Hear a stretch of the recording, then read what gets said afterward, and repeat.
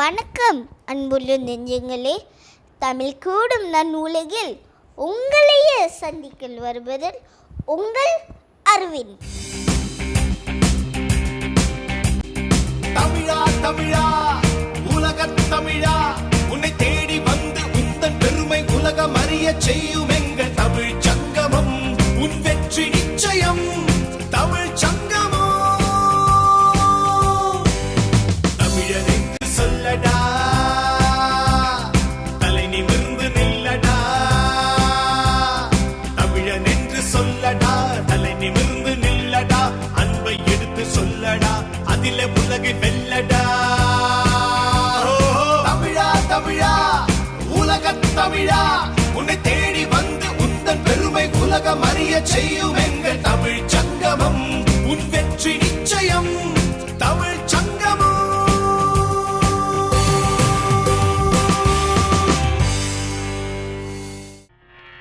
அன்பிலார் எல்லாம் தமக்குரியர், அன்புடையார் என்பும் உரியர் பிறர்க்கு. தெய்வத்தானாகாதெனினும் முயற்சி தன்மை வருத்த கூலி தரும். காலகாலமாக பர்மா என்றழைக்கப்பட்டு தற்போது மியான்மார் என்று பெயர் மாற்றம் செய்யப்பட்டுள்ள இந்த அழகிய நாட்டின் சிறப்புகளைத்தான் நாம் இன்று தமிழ்ச்சங்கம் நிகழ்ச்சியில் காணப்போகிறோம்.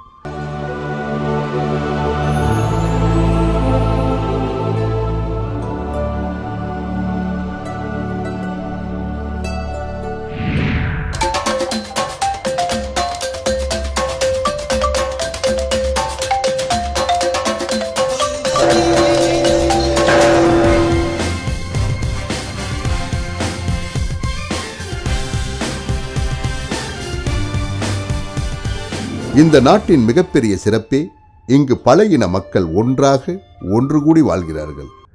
இங்கு இந்து மதம், புத்த மதம் மற்றும் இஸ்லாமியர், கிறிஸ்தவர்கள் என ஒற்றுமையுடன் வாழ்கிறார்கள். இந்த நாட்டின் மக்கள் தொகை 6 கோடி ஆகும். தட்ப வெப்பநிலைக்கும் பருவகாலங்களின் இயல்பிற்கேற்ப இயற்கையாக நடைபெறுகிறது.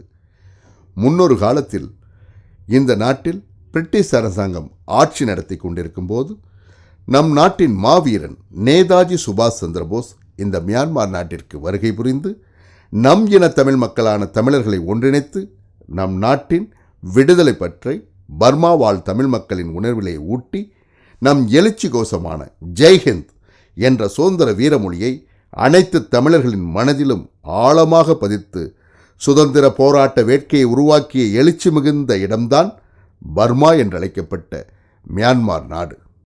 இந்த நாடு சுதந்திரமடைந்த வருடம் ஜனவரி 4 1948 வருடமாகும். இந்த நாட்டை ஆட்சி புரிந்து கொண்டிருக்கும் அதிபரின் பெயர் டைன் சைன் ஆகும்.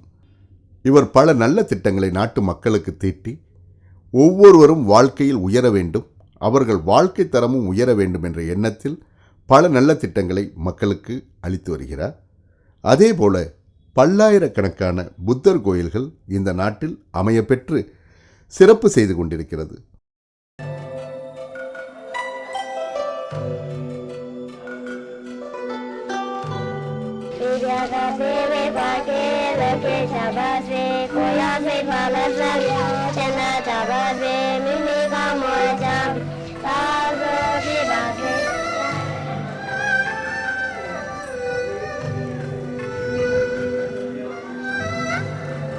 பணம் ஈட்டும் பெரும் தொழில் முறைகள் எல்லாமே அரசாங்கத்தின் கைவசம் உள்ளது.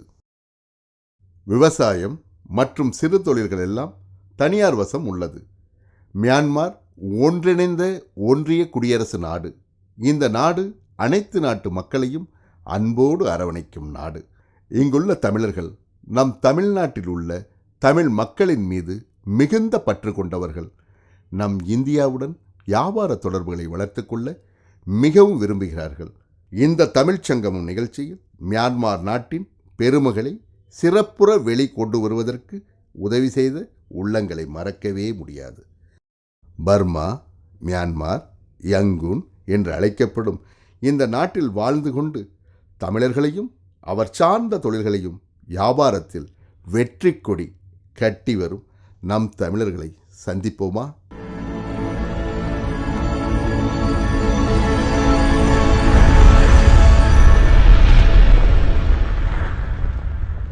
தேசிய நிலநிதி கூட்டுறவு சங்கம் மலேசியா டான் ஸ்ரீ KR சோமா மொழி இலக்கிய அறவாரியம் உலக அளவில் வெளிவந்துள்ள தரமான தமிழ் நூல் ஒன்றினை தேர்ந்தெடுக்க 2 ஆண்டுகளுக்கு ஒருமுறை நடத்தும் அனைத்துலக புத்தக பரிசு போட்டி. பரிசு தொகை $10,000. இப்போட்டியில் பங்கு பெற நாவல், வரலாறு மற்றும் ஆய்வு அடிப்படையில் தமிழ் மொழியில் எழுதப்பட்ட 2012-2013 ஆண்டுகளில் முதல் பதிப்பாக வெளிவந்த நூலாக இருப்பதுடன் மொழி, இலக்கணம், சொல்லாட்சி, மரபுக்கூறுகளை சிறப்புடன் உள்ளடக்கியிருத்தல் வேண்டும். போட்டியில் பங்கு பெற விளைபவர்கள் 31 மார்ச் 2014 நாளுக்குள் தங்கள் நூல்களில் 3 படிகளை அனுப்பி வைக்க வேண்டும். போட்டிக்கான விவரங்களையும் நுழைவு படிவங்களையும் பெற்றுக் கொள்வதற்கான முகவரி www.tansreesomabookaward.org.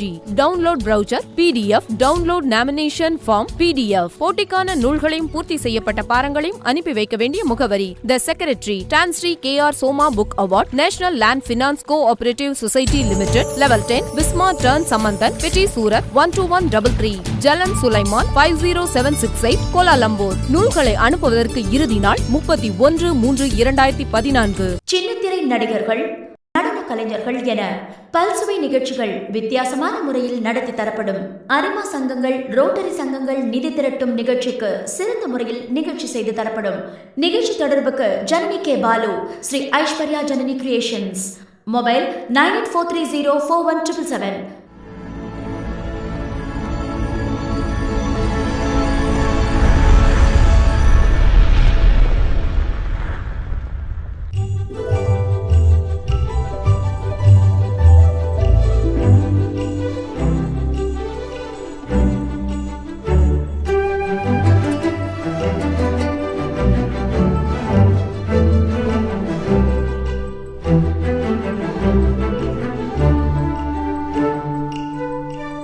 புத்தருக்கென தங்கத்தால் செய்த கோயில். இதன் சிறப்புகள் நீங்க பாத்தீங்கன்னா பல இருக்கு. புத்தரோட போதனை எல்லாருக்கும் பொருந்தும். அவரை நினைச்சாலே மனசுல ஒரு சாந்தியும் நிம்மதியும் நம்மளுக்கு கிடைக்கும். அது மட்டும் இல்ல, இங்க வருவங்களோட குறைகள்லாம் தீருது. மனசு ரொம்ப சாந்தியாவும் சந்தோஷமாவும் இருக்கு.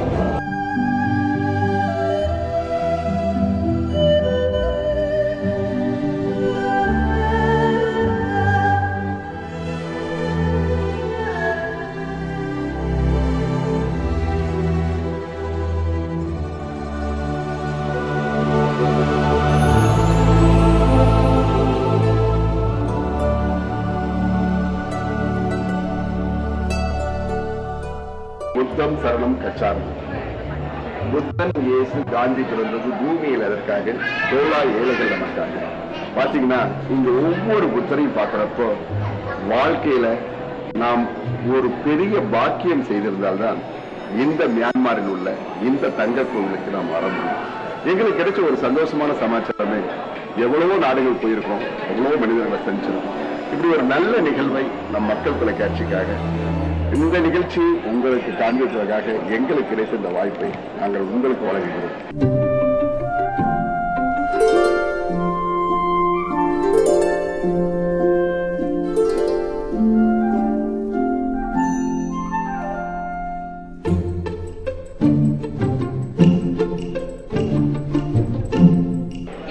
பாக்குற இடத்த ஒரு அற்புதமான இடம். புத்தரோட பல்லு மாதிரியே ஒரு சிமிலரை செஞ்சு இங்க வச்சிருக்காங்க.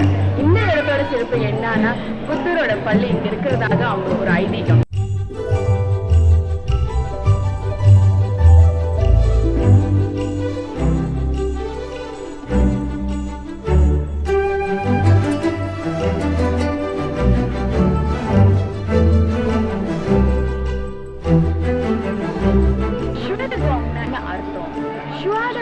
தங்கம் கோங்னா மிந்தி இந்த இடம் யங்கோனா மார்க்கமில்லைக்கு கோங்னாக தான் அழைச்சிட்டு இருந்தாங்க. அதனாலதான் இந்த இடத்த சிவட கோங் சொல்லி இன்ன வரைக்கும் அழைச்சிட்டு இருக்காங்க.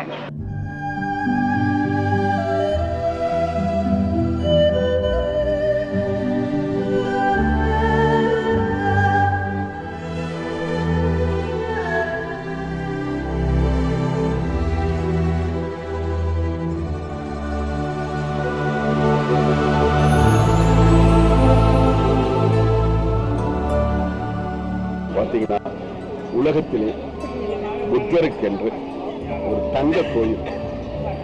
இங்கு வந்த பிறகு தங்கத்தின் மேல் நமக்கு இருக்கும் ஆசை அனைத்தும் மறைந்து விடுகிறது. காரணம் என்னன்னா, வாழ்க்கையே பொன்னொளி உடன் பிரகாசிக்க வேண்டும். அந்த பிரகாசம் தான் எல்லாரையும் கொண்டு போகும். இங்கு அந்த பிரகாசம் எங்கும் நிறைந்திருக்கிறது. புத்த பெருமான் தன்னுடைய போதனைகளை மக்களுக்கு, தமிழ்நாட்டில் அவர் பிறந்திருந்தாலும் தன் போதனைகள் அத்தனை நாட்டிற்கும் போய் சேர வேண்டும் என்ற ஒரே எண்ணத்துடன் அவர் செய்த அந்த போதனைகளை இந்த மியான்மர் நாட்டில் எவ்வளவு பெரிதாக இந்த கோவிலை கட்டி அத்தனை பேரும் இதில் பரமானவத்தை அடைய வேண்டும் என்ற ஒரே நோக்கத்துடன் இந்த மியான்மரில் அமைந்திருக்கிறது.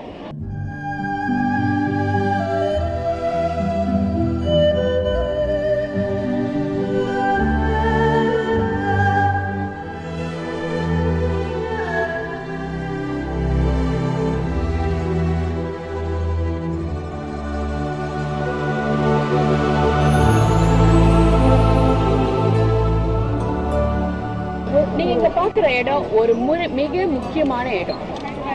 இந்த இடத்துக்கு என்ன சிறப்பு நீங்க கேட்டீங்கன்னா, இங்க பாருங்க எல்லாரும் உட்கார்ந்து இந்த கோபுரத்தை நோக்கி வணங்கிக்கிட்டு இருக்காங்க. இந்த இடத்தோட சிறப்பு என்னன்னு சொன்னா, உலகில் உள்ள ஒவ்வொரு புத்தர் கோயிலிருந்து எடுக்கப்பட்ட மண்ணால இந்த இடத்தை உருவாக்கி இருக்காங்க. இந்த இடத்துல உட்காந்து உங்க மனசு குறைகளை நீங்க சொன்னீங்களா, உங்க குறைகள் நீங்கும் அப்படின்றது ஒரு ஐதீகம்.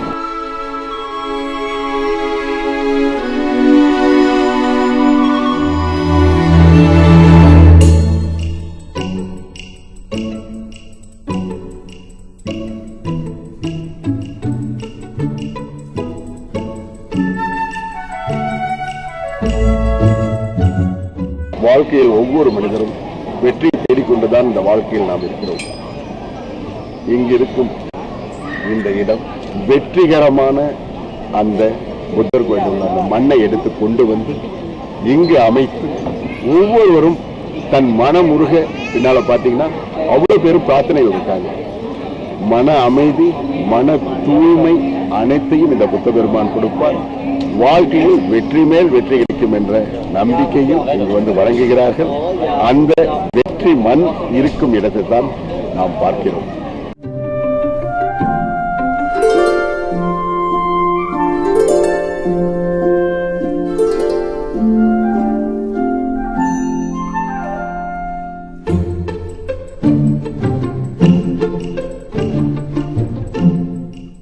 இந்த கோயில்ல இன்னொரு சிறப்பு என்னன்னு பாத்தீங்கன்னா, திங்கள் புத்தர், செவ்வாய், புதன், வியாழன், வெள்ளி, சனி இப்படி ஒவ்வொரு கிழமைக்கும் ஒவ்வொரு புத்தர் இருக்காங்க.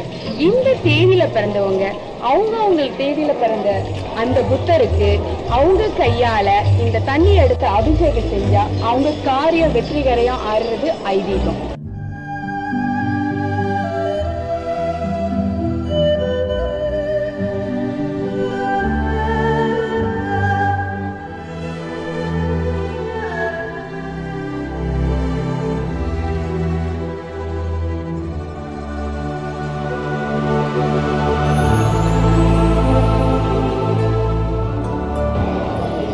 பார்க்குறது உண்டியல் பெட்டி. இந்த காணிக்கைகளை வந்து இந்த பெட்டிக்குள்ளே தான் போடுவாங்க. ஒரு வாரத்தை குறிப்பிட்ட காலத்தை கழித்து இந்த காசெல்லாம் எடுத்து தெய்வத்துக்கு என்ன தேவையோ அதை அவங்க பயன்படுத்திக்குவாங்க.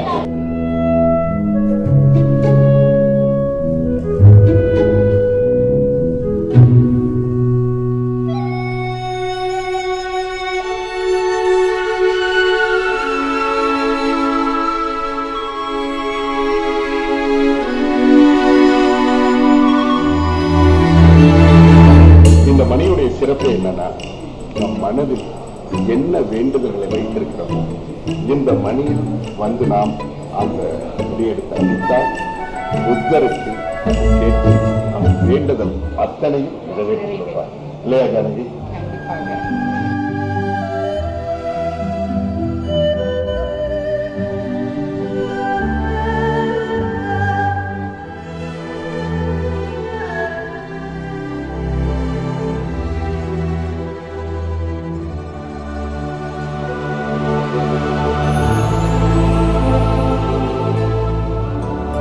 இந்த தமிழ்ச்சங்கம் நிகழ்ச்சியில் மியான்மர் நாட்டில் தங்க கோவிலில் தகதகவென வெடித்துக் கொண்டிருக்கிற தங்க கோவிலை நாம் பார்ப்பதற்கு ஒரு முக்கிய காரணமாகவும் இதையெல்லாம் நாங்கள் ஒளிப்பதிவு செய்வதற்கு உறுதுணையாக இருந்தவரும் யாருன்னு சொன்னோம்னா, நம்மளுக்கு இவ்வளோ தூரம் எல்லா வகையிலும் உறுதுணையாக இருக்கிறது திரு காசிநாதன் அவர்கள். இவரோட தயவால, இவரோட உதவினால இந்த கோயில்களை நம்ம நல்லா ஷூட் பண்ண முடியுது. இந்த தமிழக மக்களுக்கு மட்டுமல்ல, உலக நாடுகளுக்கும் அத்தனை மக்களும் அமைதியுடனும் வாழ்க்கையில் ஆனந்தத்துடன் வாழ்வதற்கு இந்த புத்த பெருமானின் ஆலயத்தில் நாங்கள் இதை ஒளிப்பதிவு செய்து உங்களுக்கு இதை நாங்கள் ஒளிபரப்ப எங்களுக்கு உறுதுணையாக இருந்த அன்பு உள்ளத்துக்கு மீண்டும் நன்றி கூறுகிறேன்.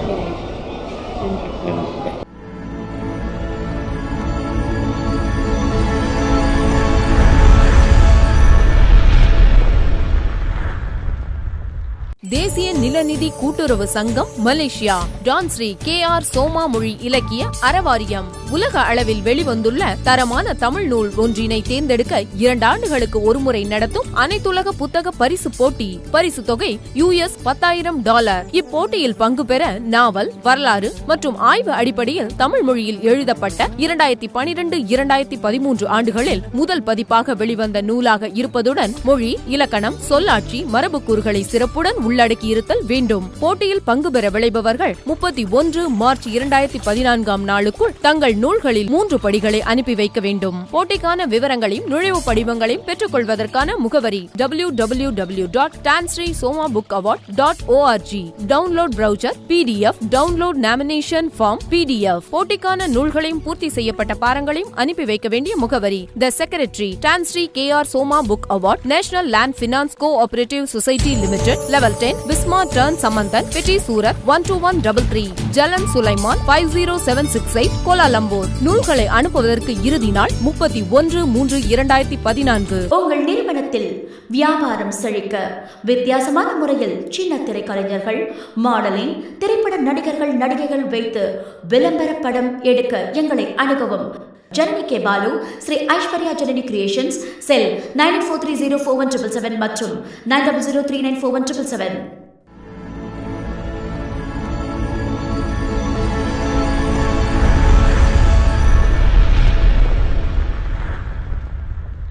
வணக்கம் சார். வணக்கம். தமிழ் சங்கம் என்ற நிகழ்ச்சிக்காக உங்களை சந்திக்காக வந்திருக்கோம்.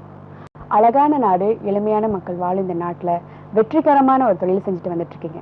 அதை பற்றி கொஞ்சம் எங்களுக்காக சொல்லுங்க சார். நீங்கள் மக்கள் டிவியாக வந்து மியான்மருக்கு வந்து எங்களோட அறிமுகப்படுத்தினது ரொம்ப சந்தோஷம்.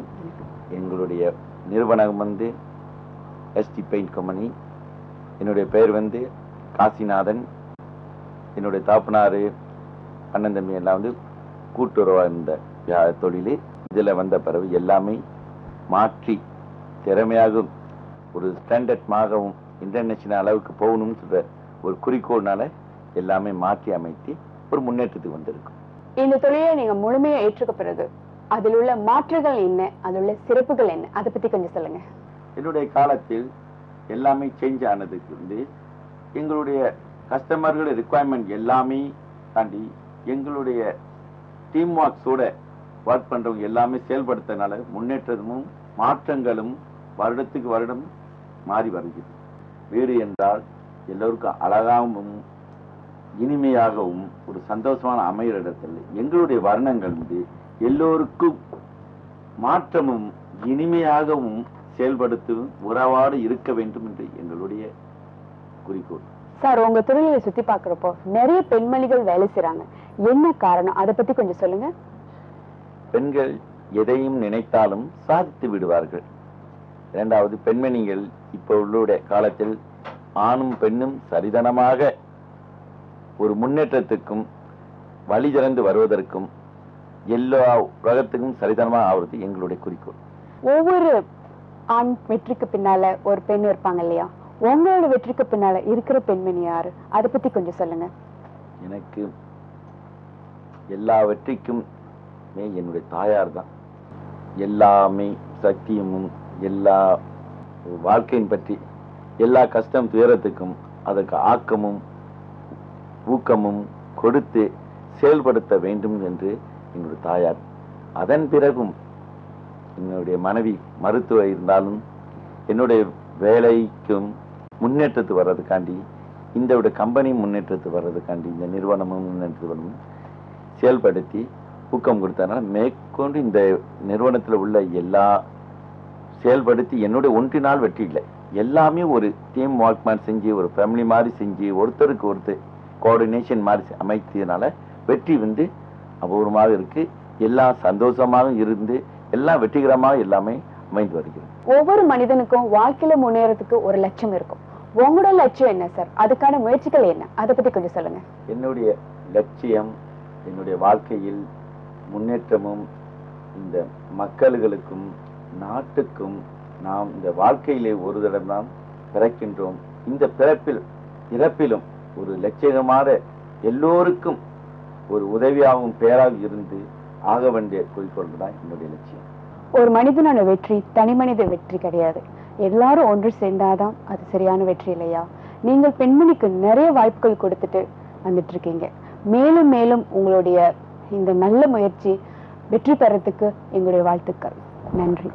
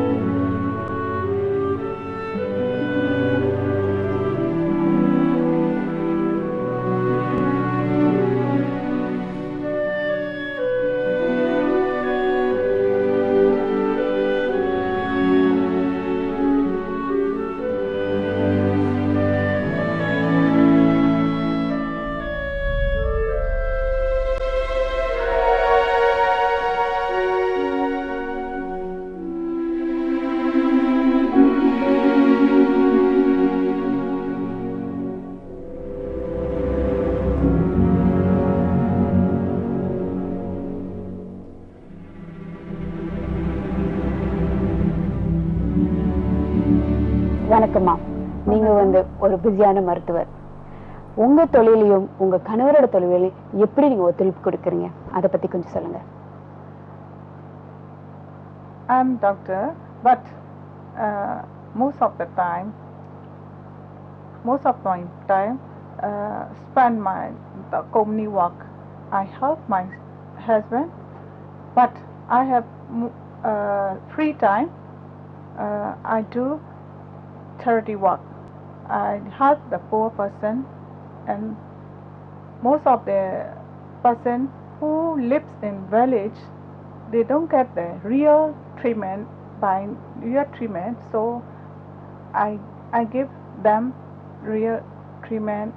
My objective is to help my husband and for the growing of community, and to help also the women subordinates, and to give them the education for the management and etc.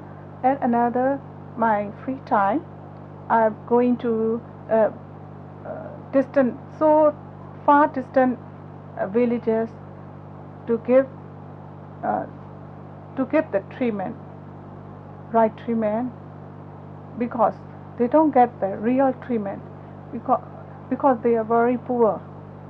So I always go to there with my team, with my friend, all supposing 20 or 30 doctors with, and give the treatment, special treatment. மிக்க மகிழ்ச்சி, மிக்க சந்தோஷம். உங்களுடைய நினைவுகள் வண்ணமாக என்னுடைய வாழ்த்துக்கள்.